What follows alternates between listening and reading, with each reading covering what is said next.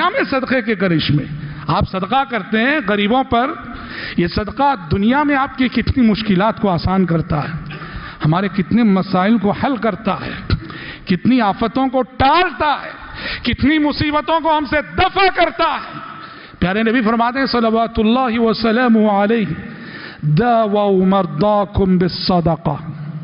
آپ نے فرمایا حدیث میں، داووا مرضاکم بالصدقہ، اپنے مریضوں اور بیماروں کا علاج صدقے کے ذریعے کرو.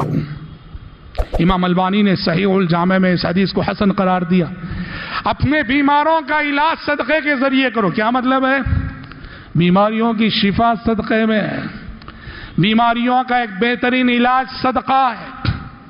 آپ صدقہ کرو گے اللہ رب العزت آپ کو شفا عطا کرے گا.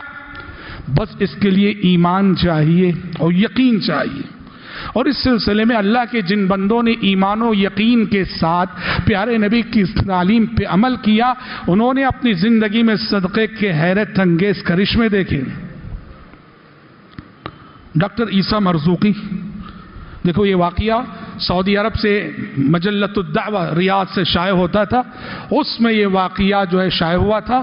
اور اس سے سعودی عرب کے ایک اور عالم دین ڈاکٹر عبدالعزیز السدحان، انہوں نے بیماری کے حوالے سے کتاب لکھی تھی اخی المریض، اس میں انہوں نے اس واقعے کو نقل کیا. دمشق کے ایک ڈاکٹر تھے ڈاکٹر عیسیٰ مرزوقی، اسی دور کا واقعہ ہے، چند سال پہلے کا واقعہ ہے. ڈاکٹر عیسیٰ مرزوقی کینسر میں مبتلا ہو گئے. وہ خود اپنی جگہ ماہر ڈاکٹر تھے، مشہور ڈاکٹر تھے. اللہ کی مشیت یہ ہوئی کہ وہ کینسر میں مبتلا ہو گئے. ڈاکٹر عیسیٰ مرزوقی کا کہنا ہے کہ میں علاج کراتا گیا. معالج جو بھی تھے ڈاکٹر ان کے اپنے دوست تھے، ان کے اپنے ساتھی تھے. لیکن لکھتے ہیں کہتے ہیں کہ مرض بڑھتا گیا، جون جون دوا کی علاج تو ہو رہا تھا لیکن کوئی رزلٹ نہیں مل رہا تھا، خاطر خواہ فائدہ نہیں ہو رہا تھا، مرض بڑھ رہا تھا.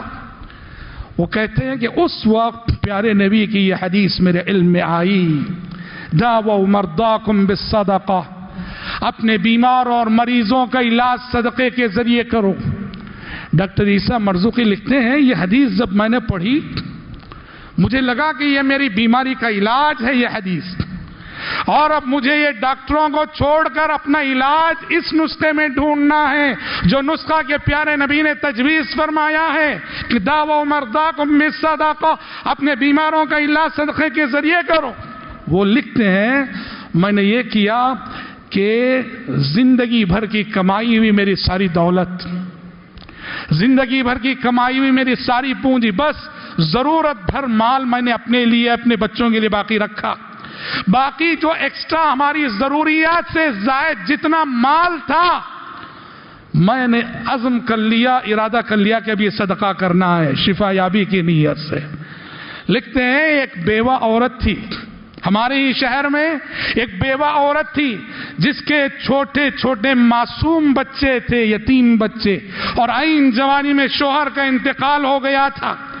وہ بیوہ عورت اپنے معصوم یتیم بچوں کے ساتھ لے کے زندگی میں بہت اسٹرگل کر رہی تھی. تو کہتے ہیں میں نے ارادہ کیا کہ یہ ساری دولت صدقے میں اس فیملی کو دے دیں گے.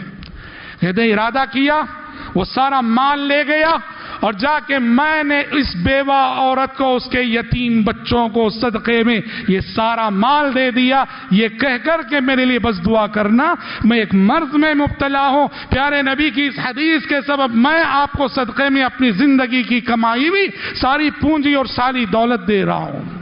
صدقہ کر دیا.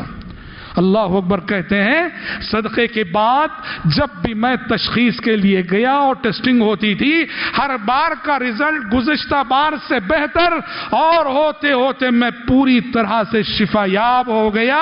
میرے اپنے دوست معالج ڈاکٹر جو میرا علاج کر رہے تھے وہ خود حیران تھے کہ اس تیزی کے ساتھ، اس سرعت کے ساتھ کیسے میں شفا یاب ہو گیا. اور کہتے ہیں میں نے سب کو بتایا کہ میں نے پیارے نبی کی اس تعلیم پہ عمل کیا. جو اس میں سمجھنے کی بات کیا ہے، ایک تو صدقہ ہے، اور دوسرا مسئلہ جتنا بڑا ہے، پرابلم جتنا بڑا ہے، صدقے کی مقدار بھی اتنی عظیم ہے. ایسا نہیں کہ 5,000 صدقہ کر کے بس کر دیے 10,000. دیکھو اللہ پر ایمان و یقین اور توکل کے ساتھ ان کے سامنے زندگی کا کتنا بڑا چیلنج تھا، اور انہوں نے سارا مال صدقہ کر دیا اور شفایاب ہو گئے۔ شفایاب ہو کر یہ واقعہ انہوں نے خود مجلۃ الدعوہ الریاض میں لکھا۔